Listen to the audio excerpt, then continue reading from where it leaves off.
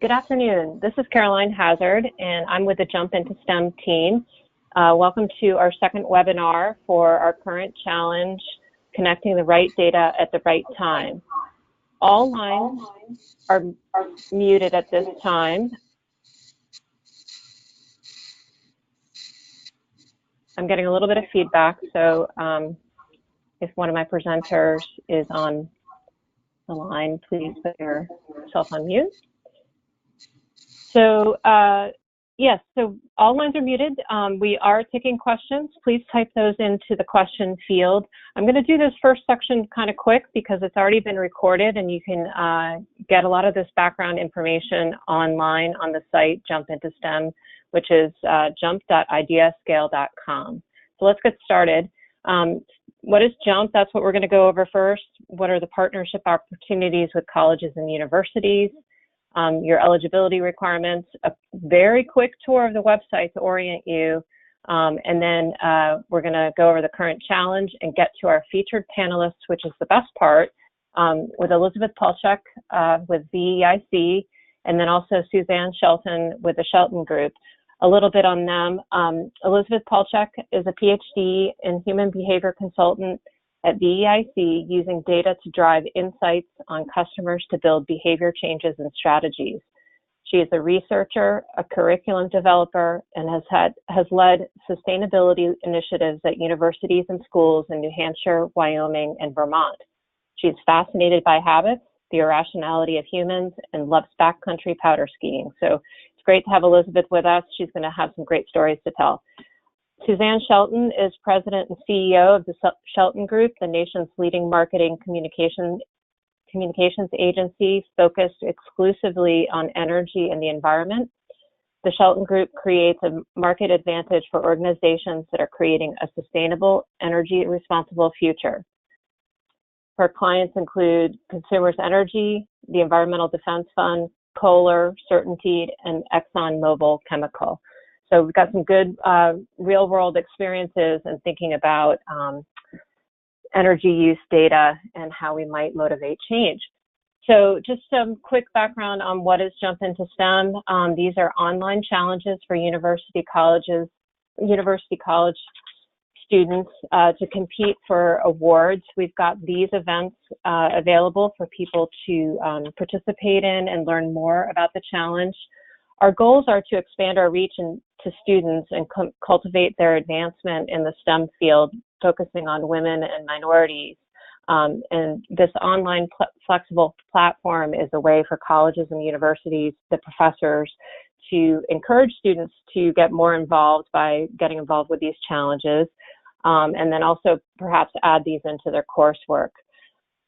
So all of this leads up to a series of challenges where you can compete for the finalist award, where there will be a competition in the spring to compete for paid internships at Oak Ridge National Lab or NREL. So that's really exciting. That's what the motivation is here. We're hoping to get students involved in activities there. So again, students, if you're a professor or a academic department, give us a ring, give us an email, let us know how you'd like to get involved. We'd love to incorporate these challenges. There's going to be 2 more this fall into your coursework or into the extracurricular activities that you're doing with your students. Each of the webinars, each of the challenges are associated with webinars such as this, where you're going to be exposed to industry expertise, which will be great content for your students to, again, learn more about building and energy use.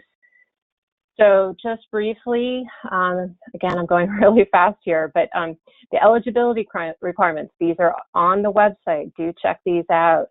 You must be a legal resident of the U.S. and the District of Columbia to participate and be a participant for the awards. You can participate, but you just won't be eligible for the awards. You must be 18 years of age or older, and you must be a current university or college student. There's some information here about teaming. We are looking to encourage diversity with 2 or more academic departments and inclusion of women and minority students. and of course, having all students on the team participate. These are extra points that we're looking for when we evaluate ideas as they come in. There are also some requirements for the internship application. The main difference here is looking at your GPA of 3.0 and making sure that you provide some references. So this is our schedule. You can see that we've got 3 challenges that are going to be going on this fall. There's one active one right now with the webinar series that we're doing right now. These other 2 challenges will be coming up in the next couple of weeks. We'll announce those. We're working on what the content of those will be. So look for that as other opportunities for you to get engaged. Here is the website, what you've been waiting for. This is jump.ideascale.com. To find the webinar that I recorded the first webinar on, go to how it works. This is a static picture, so I can't click it, but if you click this button here, you'll find the video on how this website works and how to get involved and how to register. You can register here. You click this button, and it's going to take you right to the round 1 challenge, which is currently open. This is a quick screenshot of what that looks like. This is where you're going to enter in your idea over here once you've read this and thought about what your answer might be. So each of the challenges will be posted on a card that kind of looks like this, and you'll be able to see them all listed over here as they become active. This is the second page of that same page, second half of that page. So what does this all say, since it's hard to read this? And like last time, my computer went down. So I will quickly put this into big mode, and we will go to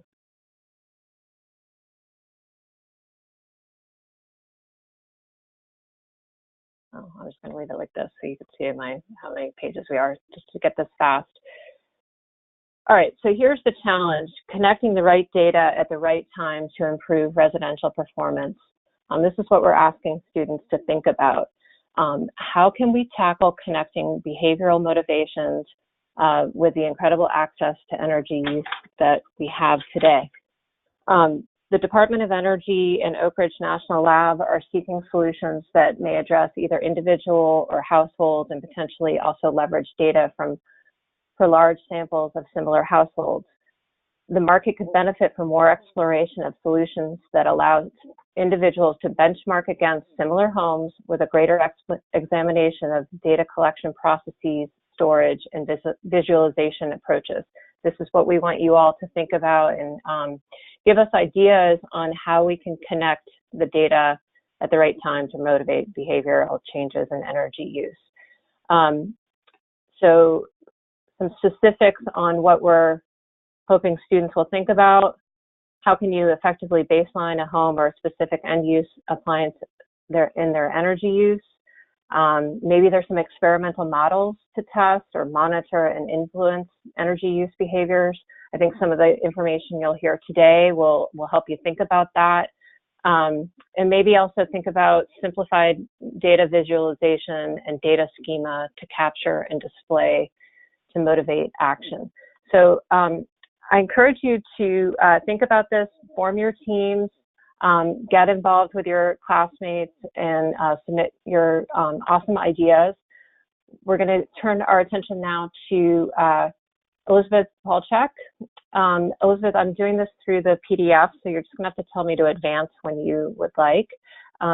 So with that, Elizabeth, why don't you get us started? Sure.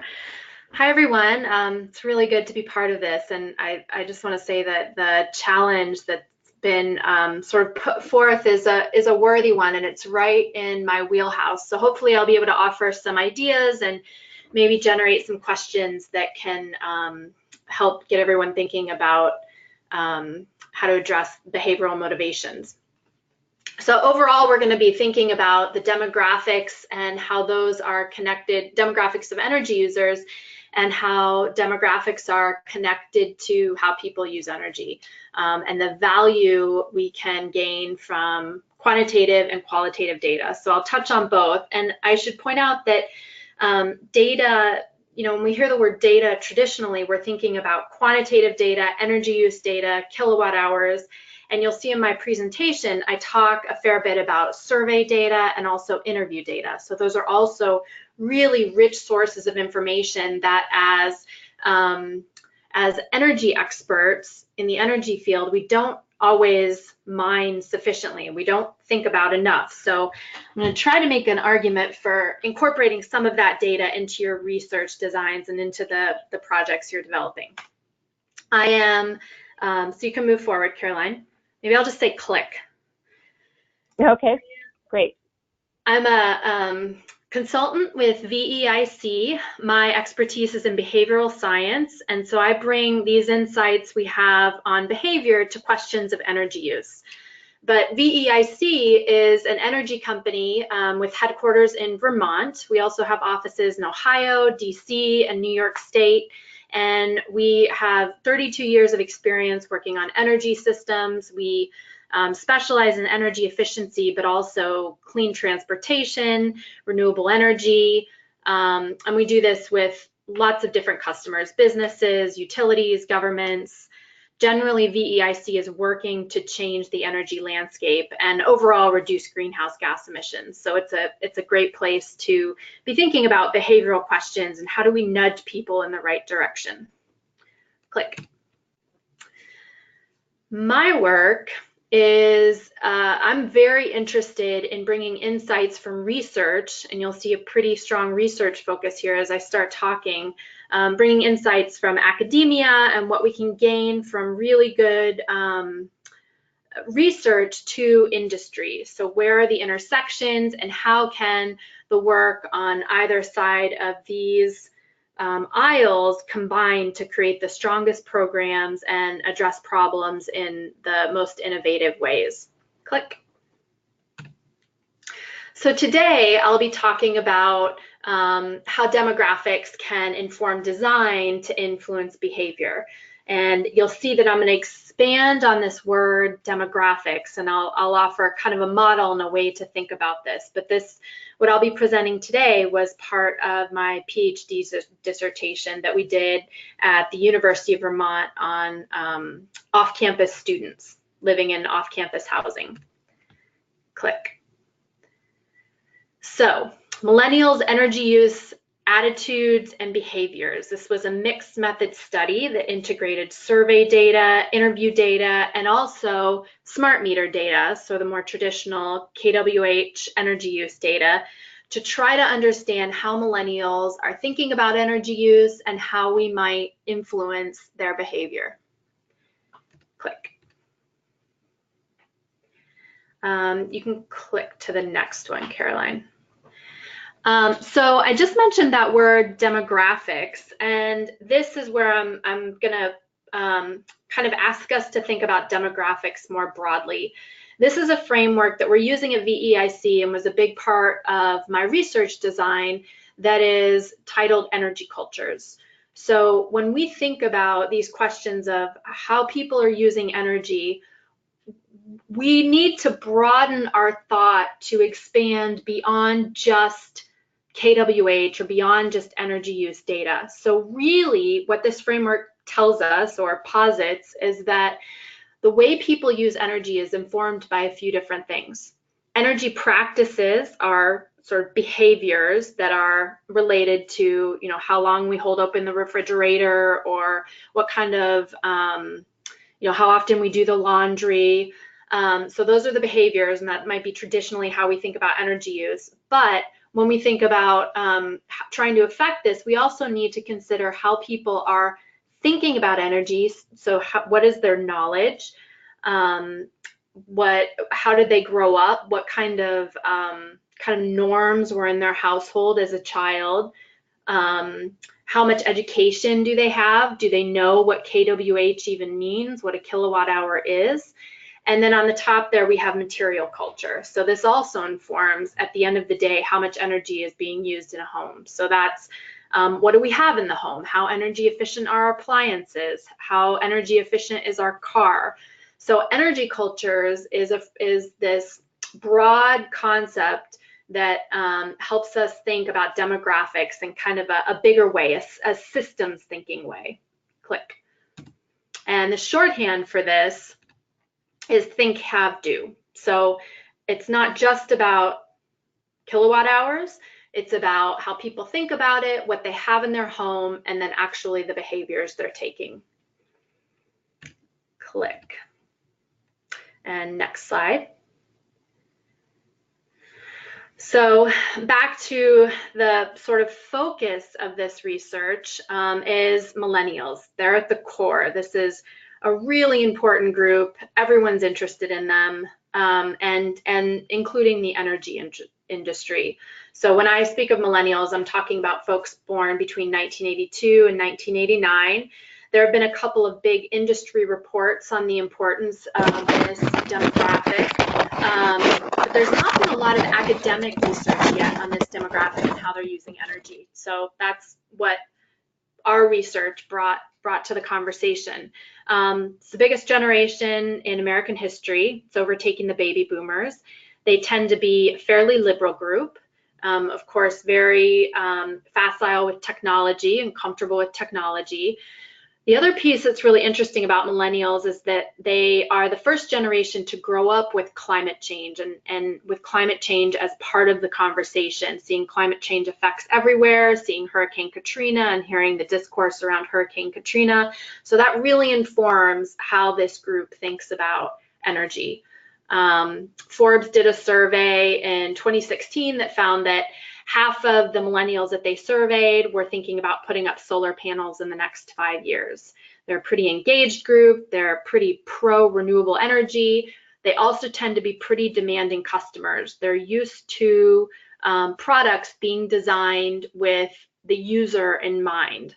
So this is who we're talking about when we're talking about this section of the research. So millennials were the off-campus students at the University of Vermont that were part of this study. Click. And there's a photo of some. So this research study was called the Off-Campus Energy Study. It was a mixed method design, and it included an experiment that I'll talk about briefly, and also a pre and a post survey, and then some interviews to do a little bit of a deeper dive. We were trying to capture both what people do in terms of the experiment, but also how they think about things. And we also wanted to understand what kinds of appliances they have in their home and what kind of purchases they had made related to energy use. Click. So this is a graphic that helps you understand just the experimental portion of this research project. In the photo there, you'll see something called an in-home display. In the background is it kind of looks like a picture frame, and often I talk about it as it kind of looks like an iPad, sits on the kitchen table, and this delivers a behavioral intervention called real-time feedback. So it's the same concept as a Fitbit, really. So you get immediate information.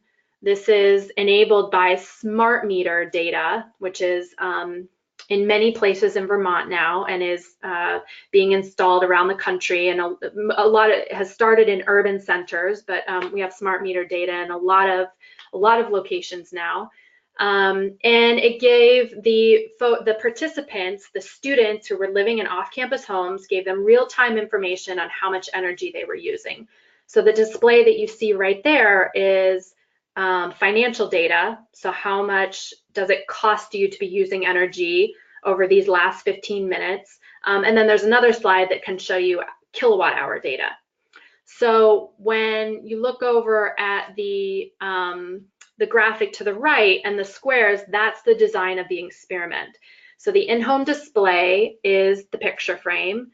And then we also had another treatment, which was a financial incentive. So we paid people to reduce their energy use as compared to the month before. So we had a control group that got nothing. We had an in-home display group that had the picture frame in their home. We had an incentive group that got their bill paid for if they reduced their energy use. And then we had a group that was a cross-treatment group who received the in-home display and the financial incentive. And so we were testing how these behavioral interventions, real-time feedback and financial incentives, how they affected both attitudes and also behaviors. Click. Oh, I gotta click my own. Okay. So in the interest of time, I'm not going to go into the full results of the survey or the results from the in-home display, but we used the Energy Cultures framework to grab survey information on how people think, what they do, and what they have. Click. And we can click on to the next one, Caroline. Great. So this is the framing that offered the design for our experiment. And you can see that we measured, if you look at the graphic on the right, you'll see that we measured the energy culture at the start of the experiment, before the experiment, and we measured that through survey data. And then we ran the experiment. So you'll see the treatment group below. We ran the experiment, gave in-home displays and financial incentives to our treatment groups, and then through surveys measured the energy culture at the end. Then I ran a series of interviews that did a deeper dive into how people interacted with these in-home displays. So click. Oh, click 2 more times, Caroline. One more. One more. Yep. Yes. Okay. So, wait, wrong slide. Go back one. Yes, perfect. Okay. So the outcomes from the experiment, basically we got a lot of mixed information, and so we had to pull out what was really valuable. What we found is that the IHD and the incentive group seemed to reduce their energy use slightly. We also found that we saw an increase in the concern about the cost of energy. We saw an increase in people's sense of control over their energy use, and we saw an increase in participants' intention to seek out more information on energy efficiency. And all of these increases we saw relative to those who got the in-home display. So it was a mixed results study. It's difficult to say that the in-home display was the activator of these differences, but what we think we saw is that we see an increased interest in investing in energy efficiency. So what you're seeing there is the theory of planned behavior, which is a reliable model for predicting changes in behavior. And so we saw a change in attitudes, intentions, and perceived behavioral control, which is that sense of control that I talked about. And so we think, although we didn't see a change in actual behaviors, we think that the participants that received the in-home displays showed an increase in their intention to invest in energy efficiency and their intention to take action. So Suzanne's going to talk a little bit about the some gaps that we see in intention and actual action. But we think we basically nudged people a little bit along the action spectrum. So I'm going to talk a little bit more about what we saw from the interviews, and it'll give you a little bit more information on our outcomes. So Caroline, if you click to the one that says millennial renters, right there, great. So a complicating element of this particular study is that all of the participants that were in this study were also renting their home. So that creates a lot of challenges in the energy efficiency world. And the way we talk about that is in terms of a split incentive. If you rent your home, you're much less likely to buy energy efficient appliances because you're going to be moving out sometime in the near future. In the same way, if you're a landlord and you don't live in the home and you're not paying the bills, why would you put insulation in the attic? So this creates some real challenges when we think about increasing energy efficiency in homes. And we saw evidence of that here. And basically, this study was trying to address the split incentive by giving in-home displays to these millennial renters. So we got kind of a mixed bag from the survey and the experimental evidence. So we decided to do some interviews to try to get some more information about how millennials thought about these in-home displays. So if you click to Caroline, one more. Great. So the interview questions that we explored are directly related to the survey questions. We asked directly, did your behavior change during the study? How much control do you feel like you have over your energy use? What were the limiting factors to you changing your energy use? And how does the cost of your energy bill affect your thinking about your home energy use? Some of these energy bills are quite low, and so that can create what we call a boomerang effect. If you see that your energy use is 25 cents per kilowatt hour, it doesn't create a lot of motivation to reduce it. So that's also a tricky incentive to work with. But what we found were several themes when I conducted these interviews. I went into people's homes and talked to them about having the in-home displays in their apartments, in their rental buildings. So click. One of the themes we found is that indeed the in-home display seemed to initiate a readiness to change in some of these participants. So here's a couple of quotes that we found. It made me more aware of the energy I was using. We would notice it especially when leaving on vacation. I would make sure everything was turned off and I would unplug things. So it did seem by having the in-home display in this person's home, they did things a little bit differently. Another quote that we had is that it was interesting to look at when we were running the washer and dryer. Sometimes it would be 8 cents, sometimes it would be higher. So this person was directly connecting their energy use to an action that they were taking in their home. Other folks said that seeing their energy bill on the in-home display was a real motivator to get them to reduce it. And 6 people said that having the in-home display increased their awareness of their energy use. So that was one theme. Some people seemed really ready to change after the in-home display was in their home for 6 weeks. So click. Another theme we identified was that there are some real barriers to people changing. So this kind of brings up we didn't see a clear signal in energy use reduction from the in-home display in people's homes. And this might be why. Because if you look in the upper left-hand corner, being a renter, the large appliances are provided for me. These decisions aren't entirely in my hands, and I don't feel like I have direct control over things wasting power. So this is a classic renter position.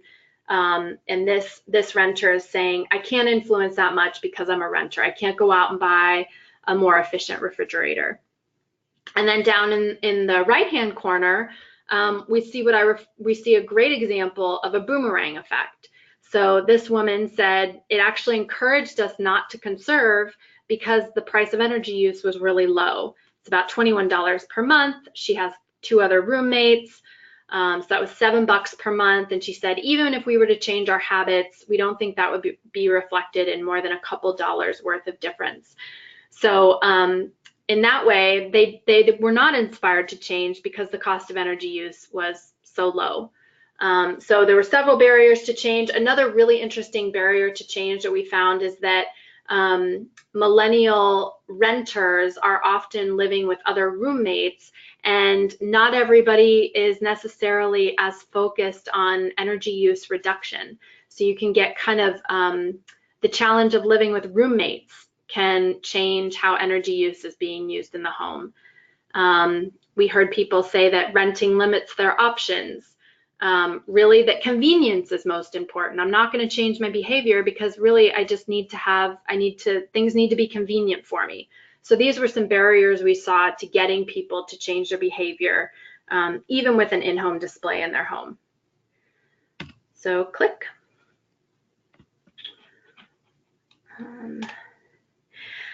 And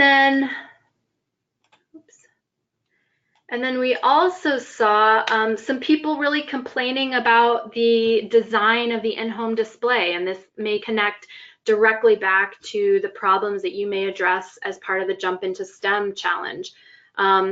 These IHDs, some of them, they didn't disaggregate data, so it was really difficult to tell which device in the home was using energy. Was it the fridge or was it the space heater? And then a few people complained that the IHD wasn't interactive enough. It was kind of a static display. And as I mentioned earlier, millennials tend to be very kind of demanding technology users. So it's not just that we have this feedback device and that we have this technology, but how is it designed? Is it designed with the user in mind so that it can be optimized? So a couple of quotes that really exemplify these problems are a couple of my favorites. We both felt the same way. We didn't like the IHD. It was plugged in. I would say it sat on the bookshelf for maybe a week. And then after that, we turned it off and hid it behind the chair. So that presents a little bit of a problem if you have people in your treatment group hiding the actual treatment.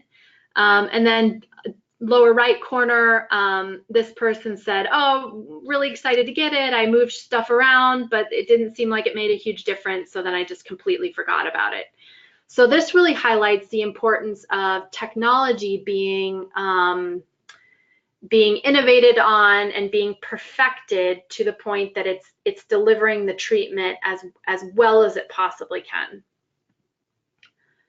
And then the next slide highlights just some research that I stumbled upon during this research project, which is out of California on cyber sensitives. And so as I analyzed a lot of this interview data, I came upon 2 people out of 11 who seemed to be really, really excited about the in-home display and particularly connected to it. So cyber sensitives is this concept that there are some of us who are intensely connected to technology, respond to it very actively, and can use it, and their behavior can be changed pretty easily by good technology. So another kind of interesting quote that I found in the interviews was, I was so excited, I would really consider buying one as a splurge item. This is a reference to the in-home display, because it was so much fun having it. So for someone to say that an in-home display is really fun to have indicates a pretty high level of a connection to this technology. So perhaps there's a way to target cyber sensitives, and this is something potentially to think about in your research or your project, that can kind of maximize the effect of a behavioral intervention if you move in the direction of proposing a technological intervention. So let's go to the next slide, because I think we should probably wrap this up, Caroline. So next slide. So overall, what we saw from the survey data and the experimental data and the interview data is that targeting cyber sensitives could be a good move, because these are folks that have an intense connection to technology. If you're thinking about renters, split incentives create a real challenge. So maybe behavioral interventions can better target landlords. This is still a challenge that, in terms of the rental market, we're still up against. The design of behavioral technology matters greatly. So it's not just real-time feedback technology, that there's a lot of variation in there. And if it's not designed well, it's not going to have the optimum effect that we're looking for. And then the effects of the experiment lead us to really question the use of in-home displays as the right technology. We can probably better maximize smartphones as a delivery of real-time feedback, but in-home displays, we came up with some real questions around whether this was an effective behavioral intervention. So next slide. So overall, in-home displays might increase a sense of control, but they have limited opportunity, I think, and limited potential. Some customers might be highly motivated by digital devices. This is the cyber sensitives work. Millennials in particular are definitely reshaping energy cultures. They have high environmental values and they really care about the details of digital design. Renters who are millennials, and this is about half of the millennial population right now is renting. They're as likely to rent as they are to own a home, have limited opportunities to upgrade appliances, so that's something to really think about. And then the behaviors described in the interviews have potentially small impacts on overall energy use. So turning off light bulbs, I didn't get into the details of this, but turning off light bulbs, closing the fridge, how can we target high impact behaviors that will have a bigger impact on overall energy use? So those were the outcomes from this research. And so to wrap up, mixed methods can generate some useful insights about our customers, and we really need to be thinking about the design of these behavioral interventions.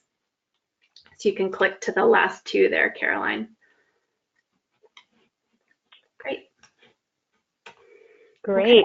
Okay. You give some great food for thought there, Elizabeth. I really appreciate it. I particularly enjoyed how you set up this challenge that we have of seeing a readiness for change, but coming up with barriers to change, and then how do we get the intention to change to actually become an act of change?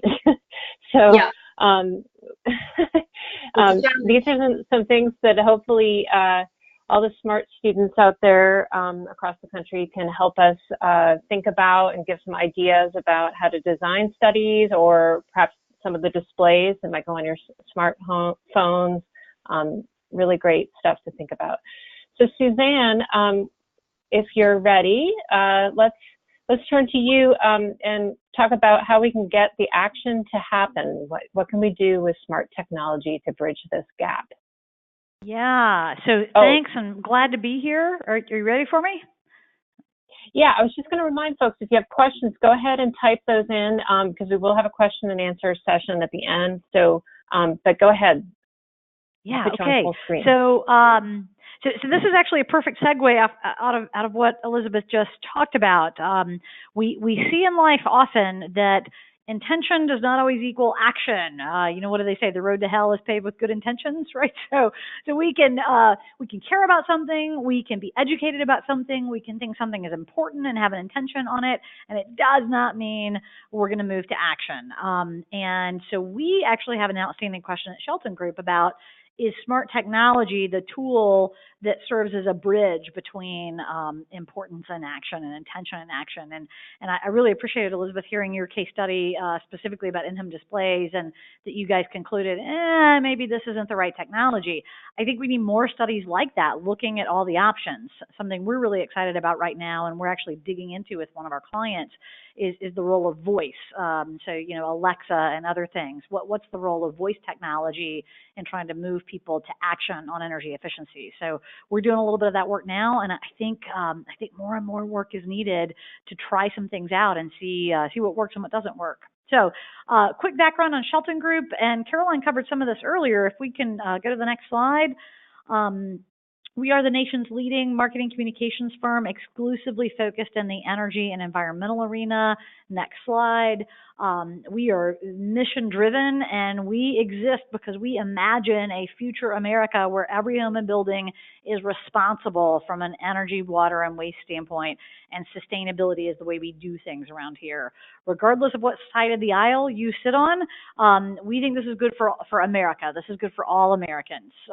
Resource preservation, clean air and water, all these are good for all of us. So that's what we're trying to create. And next slide, the way we go at it is to create a market advantage for the organizations who are doing those things. So in other words, the organizations who raise their hands and say, hey, we want to create that more sustainable, responsible future. Our job is to be their pit crew, helping them build their brands, helping them change perceptions, and helping them sell products. So just using the role of marketing to help clients who are willing to do some good in the world see business results as a result of the good in the world they're doing. So we work heavily in the built environment and in the energy space. Next slide, with a variety of players from utilities to building products to NGOs and even some non-usual suspects. I won't call out names, but folks often look at our logo slide and go, whoa, what do you mean you're working with those guys? Yep, because there are huge companies in our world that have the potential to make a massive positive impact on the environment, and our role is to help them see the business advantage in doing that. And if we can help them see that and help them take steps to doing better, then all kinds of goodness occurs. So that's who we work with. One of the main tools in our toolbox, next slide, is that we poll Americans on a regular basis to understand their expectations of the companies they buy from, their expectations of the utilities, their self-reported behaviors around energy and sustainability issues. And bottom line, how are those expectations and behaviors, how is that laddering up to kind of longer term purchase habits? Like how are their expectations and behaviors driving kind of long-term change, if you will? So understanding all that is cool, but doing something with it is cooler. So next slide. We use all those insights to create marketing strategies and campaigns that ultimately build brands, shift perceptions, and drive sales. So I'm not going to talk to you about all the cool creative stuff we do today. I'm really going to talk to you about the insights that we're seeing as a way of informing your project ideas and your challenges. So just trying to give you a bunch of insights about what people believe, what they're motivated by, and what they're not motivated by. And on the next two slides, if you'll just kind of click slowly through these, Caroline, we have some specific reports. They're a little dated, but we have a few specific reports about perceptions of smart technology and what are folks excited about, what are they not excited about. So you can actually download these from our website. So if you just go to sheltongrp.com and click into the research tab, there's all kinds of free resources there that you can avail yourself of. So knock yourself out. Don't just rely on what I'm telling you today. Go check out all the other free content we have out there. All right, next slide. So let's kind of start broad and then we'll get more specific. The good news here is that energy efficiency is really an American value. You know, we all grew up hearing some version of, what are you trying to do? Heat the whole neighborhood? So we all grew up knowing we shouldn't waste energy. And so therefore, when we ask questions about energy, we get really positive answers. So next slide. For instance, when we ask, is energy conservation important to very important in the way it impacts your daily purchases and activities? 3/4 of us say yes. And that number has not significantly changed over the last 13 years that we've been asking this question. So that tells us that this is a social norm for Americans. We believe we shouldn't waste energy. It's an American norm. Check. All right, so it's not that we have a norming problem or even an importance problem. We get it that we should conserve energy. And if you go to the next slide, we also get it that we probably ought to buy homes that are more energy efficient. When we ask, look, all things being equal, you're not having to pay anymore, you're not having to sacrifice granite countertops or a school district. If everything's equal and you're looking at 2 homes to buy and one is labeled as energy efficient and one is not, which one would you buy? And 89% of us say, well, I would buy the one labeled energy efficient. I don't know who the 11% are that want the energy sucking home, but they're out there. But broadly, the way to look at this data is, most of us say energy conservation is something that's important, and most of us say, yeah, I would buy a more energy efficient home if I had the chance. So again, we don't have a norming problem, we don't have an importance problem, we don't have an awareness problem, but we do have some problems. So if you'll click to the next slide, and then the next one after that, the reality is that likelihood of doing every single energy efficient home improvement we track is in a 3 to 4 year decline or flat line. Back during the recession of 2008, that was when people were most intentional, most willing to go make energy efficient improvements to their homes, and we actually saw activity to back up that intention. And as we've gotten less and less worried about the economy and we've got more and more money to spend, even though our utility bills are always kind of aggravating, it's not worth the hassle, not worth the expense to do the things to my house that I might need to do to make that energy bill come down lower. So we are not highly motivated right now. And there are several reasons for that. And it's not just that the feeling of, well, I don't know if it's worth it. There are some distinct beliefs that we have to overcome. So if you'll click actually 2 slides, Caroline, let's dig into these beliefs. So 80% of us think we use less energy today than we did 5 years ago. And that number has not changed. I think we've been asking that question 8 or 9 years now, and that number has not changed. So no matter when we ask it, most of us go, oh, no, I am not an energy waster. Again, remember, many of us think, hey, I shouldn't waste energy. Energy conservation is important. So, of course, 80% of us go, no, I am not using more energy than I did 5 years ago. Of course not. I'm not that person. I'm not a bad guy. I'm not a waster. So we believe that we are more awesome than we actually are. So that's a huge problem to overcome, and you don't overcome it by telling people, hey, you kind of stink. Like, you are not awesome. Like, that's not how to do it. So we need to understand that people assume they are not using more energy than they are. And further, almost half of us think our homes are already energy efficient. Thank you very much. And the younger the home is, the more likely we are to think that. 77% of people living in a home built in the last 20 years believe it is energy efficient just because it was built in the last 20 years. So we have this perception problem of people don't think they need energy efficiency. They think they're doing just fine. Then we have another perception problem that they don't think it actually works. About half of us claim that we've made some improvements to make our homes more energy efficient. And 62% of those people report that their utility bills, in fact, did not go down. They went up. So energy efficiency doesn't work because the value proposition as an industry that we tend to put out to people is save money, save money, save money, save money.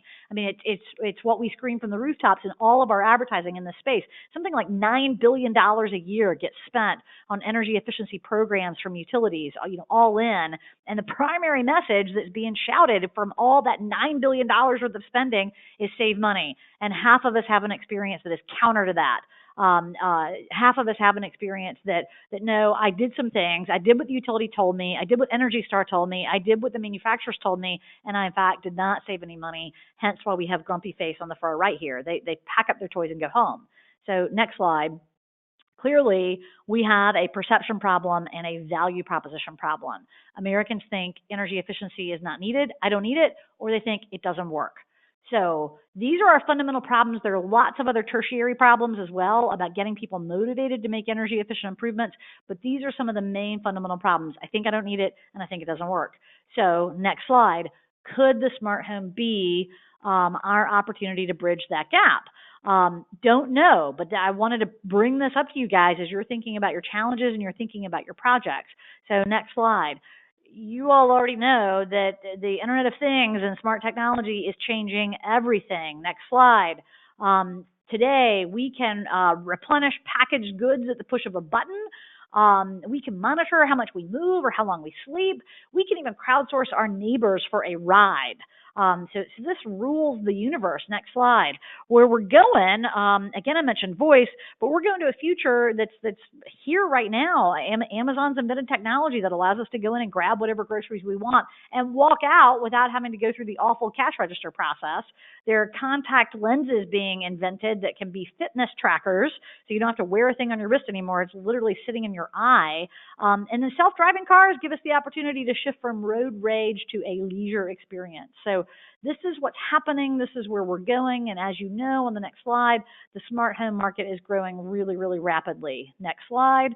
Globally, the smart home market actually grew by 95% in 1 year's time between Q2 of 2016 and Q2 of 2017. Next slide. 12 million smart thermostats were sold worldwide last year, and 33 million smart speakers were sold worldwide last year, and this is just expected to grow. Next slide. We saw $1.6 billion in market revenue in the U.S. alone in the smart space. So this is an awesome market. It's hot and it's growing at a rapid pace. In fact, I think I've got that on the next slide. We're looking at a likely growth and a compounded annual growth rate of about 14.5% between 2017 and 2022, with the expectation that it's going to be a $53 billion market by 2022. So an exciting market for a lot of manufacturers, a lot of utilities, a lot of service providers to be smack in the middle of, because there's an opportunity to make money and there's an opportunity to leverage these new habits that people are forming to get them to make energy efficient improvements. So let's go to the next slide. How do we bridge that gap? And I will tell you, I don't have the answer, but I have a few insights that I want to pass on to you as you think about your challenges and what you're going to pose to do. So next, let's go back to something I said a minute ago. Next slide. Remember that Americans are seeking energy efficiency, and I didn't really get into this, but they are seeking sustainability as well. And very important, they want it to be easy. They want it to be done for them. Go to the next slide. Remember, case in point, 89% of us want to buy a home that's already energy efficient. In other words, we don't want to have to do it. We don't want to have to make the change. We would rather just buy the home that is already more energy efficient. We see this on the sustainability side as well. Most of us would prefer to just buy products that have already been made to be more sustainable.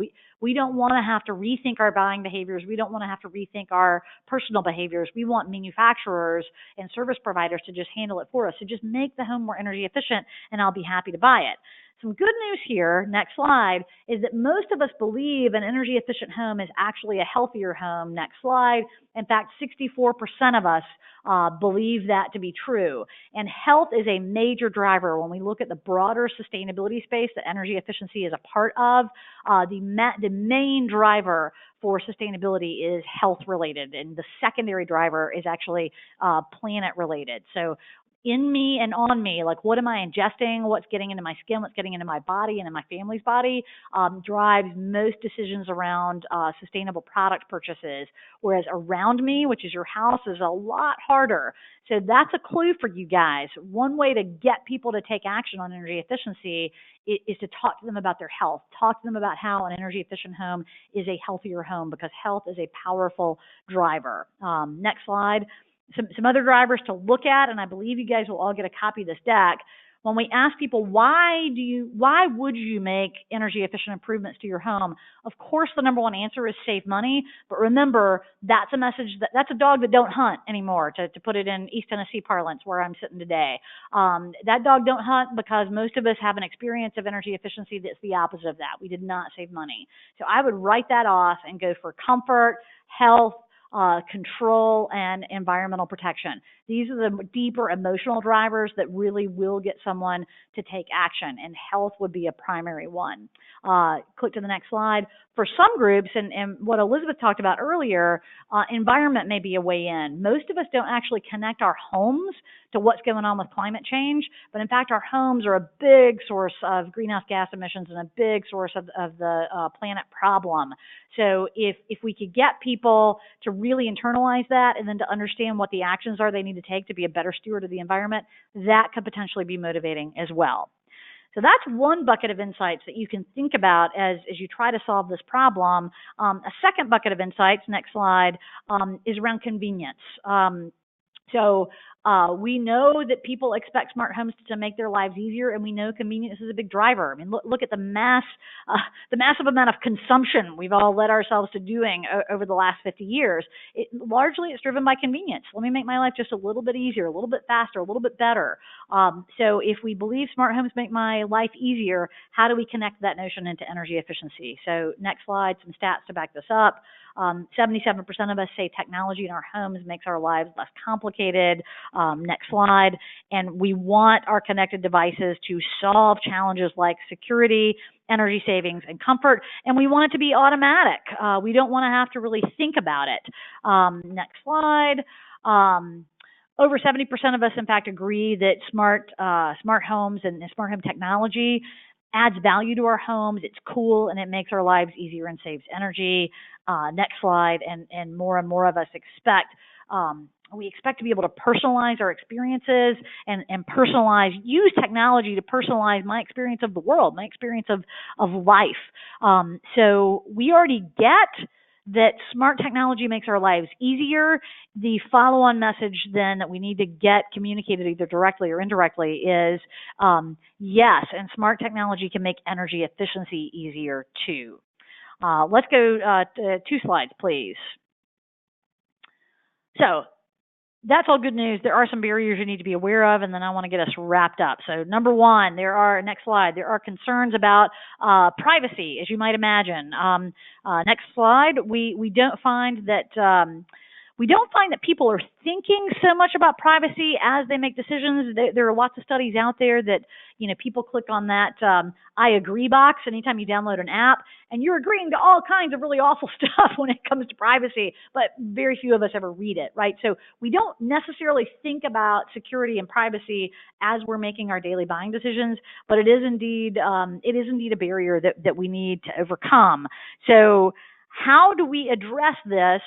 Given that, multiple vendors and technology providers, utilities, multiple people, if we're going to use smart tech to move people to make more energy efficient choices, how do we reconcile the fact that in order to do that, multiple parties need to have access to the data that's coming out of my home in order to make better recommendations to me? If smart technology is going to recommend, Suzanne, this is what you need to do to your home to make it more energy efficient, then that means a lot of people need access to that data that I'm worried about them having access to. So that's a challenge for you guys to overcome. How do we deal with that? How do we fix that? And then there's another challenge to overcome. So next slide. And that is, remember, satisfaction with the status quo. Next slide. Remember that almost half of us think our homes are already energy efficient. So what data could we easily display, and what's the right amount of data at the right time to motivate action, given that half of us are complacent, like, I don't have a problem. I do not have a problem. So how do we overcome the privacy issue? How do we overcome the complacency issue?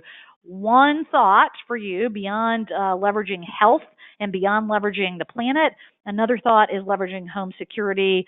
Jump onto the next slide. For most of us, next slide, please. Most of us say that home security was the first app that we actually adopted. So how do we tie security and energy efficiency together? How do you kill 2 birds with 1 stone and put that all together in one nice package? Because we do know in the next slide that it's the number 1 spending priority for consumers.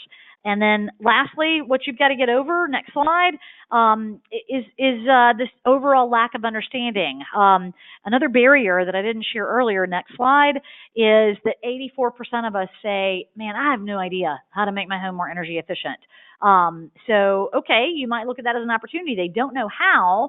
Then smart tech can lay the pathway out for them, right? It can lay the pathway out, speaking to the concerns about privacy and security and the motivators around health and the environment. So using all that in your toolbox, you can lay out a really clear path of here's what you do, step 1, step 2, step 3. Let's scoot on. Let's skip the next slide and then go to the next one. So bottom line for you is the market wants energy efficiency, they want sustainability, they want smart tech, and they want it all to be easy. Health and safety, setting a good example, and comfort and convenience are the real drivers. So as you innovate and message, put your focus there. Skip the next slide and go on to the next one. So focus on the experience, not the feature. Not look at what this cool tech thing does. It's about what does it deliver to my life? What's the experience I have of it? What do I gain? What's the benefit? Not what's the feature. And then as you do that, next slide, match your message to your audience. So make sure you are talking to the right people. Elizabeth spelled out the millennial market. There are a lot of different ways to slice and dice the demographics and psychographics of this. Make sure you are hitting the right person with the message. And then once you understand that, next slide, you've got to meet people where they are, thinking about contextual targeting, behavioral targeting, and retargeting, which we can get into in another webinar because we are about out of time. So that's me. I hope those are some good insights that will help you guys as you think about your projects. Great. Thank you so much, Suzanne and Elizabeth. We are close on time here. So what I'm going to do is just put up here on this last slide, I guess number 16, just what's coming up next. We do have a webinar at the end of the month on the 26th, kind of looking at data analytics for motivating change right there and then.